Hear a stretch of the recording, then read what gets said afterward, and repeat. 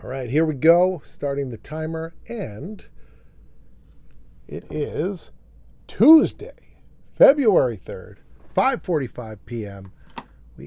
We've gotten through 2 days. We're on the third day. This is what we're doing. These are the rules. We're doing a little bit of show and tell today. It should be a lot of fun. I think you guys are going to love what I have to show you. I wanted to pick a Muppety item today because tomorrow will be the debut of the new Muppet Show, and I'm pretty excited about this. I think the Muppet Show format is very unique. It's a wildly outdated format. The Muppet Show, when it came on the air, was a reference to old burlesque shows and comedy shows like that. And at the time, in the 70s into the 80s, there were still variety shows that would appear on television, and most of the audience had watched variety shows. And, the Ed Sullivan Show, where the Muppets really got their start. Jim had done Sam and Friends and other things, and the Jimmy Dean Show with Rolf the dog. But the Ed Sullivan Show really pushed the Muppets out to such a big audience, and that was a variety show that was similar to what the Muppet Show was. And I feel like today audiences are only familiar with the Muppet Show as being a variety show. So maybe the audience will love it because it is something altogether new. Maybe it'll be confusing. I don't know how audiences will react to it, but I know that I'm super excited about it. I can't wait to see it. Huge shout out to my nephew Cameron. I'm seeing it with him. And actually, let me show you this. He did for me, he did some, I had some Muppet Pez dispensers, which I cannot show you because I gave them to him. We traded though. And as trade, he drew pictures of Kermit and Gonzo for me. He's just turned 6, just had his birthday. He's 6 years old, so he did Kermit and Gonzo, and these pictures are up on the wall, framed in my kitchen, where also the items I'm going to show you today normally are. So these items I took down off the wall from my kitchen, but they're going back up as soon as we're done. I got a story to tell you here that has to do with the Muppets. So first item that I'm going to show you, this is a picture. This is, I don't know the year on this. I want to say it's about a decade ago. That is me, and that is Carol Spinney. Carol Spinney was the puppeteer and the voice of Big Bird, as well as Oscar the Grouch. And when they first started Sesame Street, the idea was they wanted one person that could do the puppets for the show. Because Sesame Street, very long story, but when they started working on Sesame Street, it was a bunch of rich people. It was Joan Gans Cooney, Lloyd Morissette, and a bunch of other high society people were sitting around at a party, and they said, why do kids watch television? What do they like about television? And so they wanted to put something good on television, but they weren't TV producers. So they went to the educational testing services in New Jersey, and they spent 5 years and a fortune to figure out what type of show they'd make. And you may have heard that they found that kids really like commercials. And so Sesame Street kind of felt like a series of commercials. And so puppets were, Jim Henson was not involved in the creation of Sesame Street. He came aboard later when they decided to include his puppets as part of the variety of this show. And if you watch early episodes of Sesame Street, you'll see things like there was a secret agent sketch, which felt like something that you would see on like Saturday Night Live or SCTV at the time.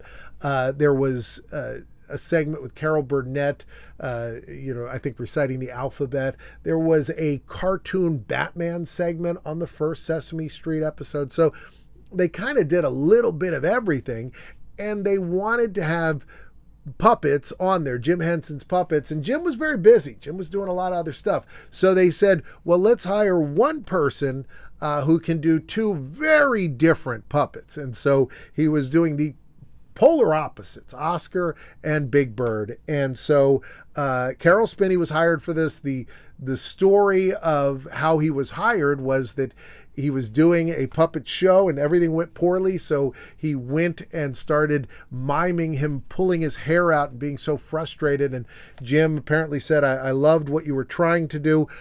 Me and Carol have been on stage a few times. Carol's since passed, but this was the first time we were on stage, and I would interview him and we would talk about his career as Big Bird and Oscar the Grouch.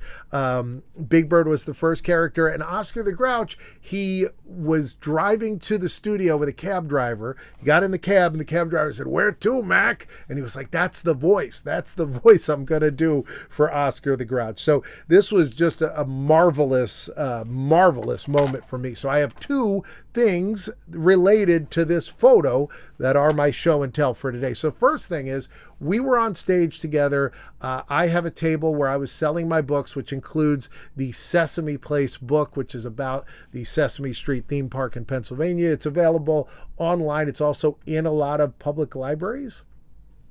So you don't have to buy it. You could, but you could also go read it for free. And it was an honor to do the book, but because I had done the book, I got to interview him. And so after we were done, we get done on stage, shake hands with him, take photographs with the audience, whatever, and then I leave. I go my separate way. The next morning, Sunday morning, I go back to my table where I sell my books, which is down the row from Carol's, and I find this. It wasn't framed yet, but I find this on my table. Hey Guy, thanks for the great moderator job, Carol Spinney, aka Big Bird. And this is a great picture. It's him very young, working the puppet, showing how to operate it. And he had left this at my table. I had given him, when I met him, which was earlier that day, it was actually not the first time I had met him. I met him at an autograph show one time years before. I had gotten a picture and an autograph with him. But before doing this, I gave him a copy of my book. And so that was his trade. So I went to his table and I said to him and his wife, I said, this, what a classy guy, how nice this was. And then he's like, oh, wait. And then he gets my book and he wanted me to sign it for him. So I signed his book, and he was very adamant that he was and she knew immediately, they had already discussed it. So he obviously enjoyed working with me. We got to, this time when I worked with him, Carol had memory issues as he got older. This time he had some, and that's why it was good to have somebody up there like me that knew his story. The second time we worked together, he had a lot more. And the third time we were scheduled to do a panel together, I got word that Carol just wasn't up to it that day. So I got on stage, apologized, said, hey, Carol is downstairs. If you guys want to get autographs or if you have a question for him, you can ask him at his table, but he's not going to come up here. But I will tell you stories that I have. And I told plenty of great stories. We only have 10 minutes here, but I could talk about Carol Spinney all day. So the other souvenir that Carol sent me that I am absolutely in love with, it is falling apart. I did not frame it until relatively recently, but this is an actual Big Bird costume feather. If you look close, you'll see it is broken in the middle. When he gave it to me, it was in one piece. And one day I picked it up and it fell apart. And so I said, well, I better save this. But this is not unique. I know other people that have feathers from the Big Bird costume. Big Bird loses a lot. He sheds a lot.